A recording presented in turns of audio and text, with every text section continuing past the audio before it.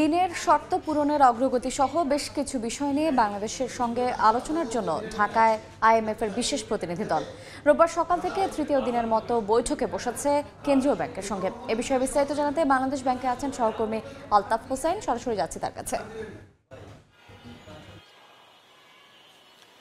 IMF থেকে বাংলাদেশের যে প্রাপ্ত ঋণ 470 কোটি মার্কিন ডলার, সেই ঋণের যে শর্ত ছিল সেই শর্ত পূরণে আসলে বাংলাদেশের কতটুকু অগ্রগতি হলো সেই বিষয়গুলো জানার জন্যই বা সেটির খোঁজখবর নেওয়ার জন্য কিন্তু আইএমএফের প্রতিনিধি দল গত মঙ্গলবার ঢাকায় এসে পৌঁছেছে এবং বুধবার থেকে বাংলাদেশ ব্যাংক এবং অর্থ মন্ত্রণালয়ের অর্থ বিভাগ, ইনব্যারের বিভিন্ন কর্মকর্তাদের সঙ্গে কিন্তু আইএমএফ রিলিজ বৈঠক করছে।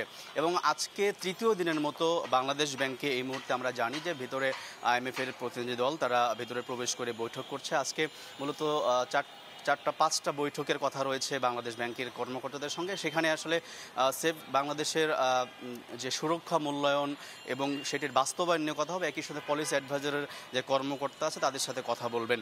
আমরা জানি যে আসলে প্রতি বছরই বাজেটের আগ মুহূর্তে ঠিক আইএমএফের এই বিশেষ দলটি বাংলাদেশে আসেন এবং সেখানে বিভিন্ন ধরনের কথা বলেন। তবে এবার আমরা দেখছি যে শুধুমাত্র বাজেট কেন্দ্রিক না, এবার আসলে তাদের সঙ্গে আইএমএফের সঙ্গে যে ঋণের যে ব্যাপারটি সেটি নিয়ে আলোচনার জন্য বা সেই ঋণের শর্ত পূরণ কতটা হলো সেটা নিয়ে আলোচনার জন্য এবার আইএমএফের এই দলটি বাংলাদেশে এসছে। তবে একেবারে কিন্তু বাজেটের বিষয়টিও আইএমএফ একদম ভুলে যাননি, সেটি নিয়েও কিন্তু এই মুহূর্তে কথা হচ্ছে। বাজেটের আকার নিয়ে কিন্তু আইএমএফ প্রশ্ন তুলেছেন যে কি পরিমাণ বাজেটের আকার হলো এবং সে অনুযায়ী আমরা জানি যে 7,97,000 কোটি টাকার যে প্রাথমিক যে বাজেটের লক্ষ্যমাত্রা নির্ধারণ করা হয়েছে সেটি নিয়েও কিন্তু আইএমএফ প্রশ্ন তুলেছে। তারা বলেছে এই আকারটি কমানোর জন্য। একই সঙ্গে আইএমএফ বলেছে যে রাজস্ব যে লক্ষ্যমাত্রা বাজেটের সেটি কিন্তু লক্ষ্য পূরণের যে বিষয়টি সেটি তারা নিয়ে কথা বলেছেন।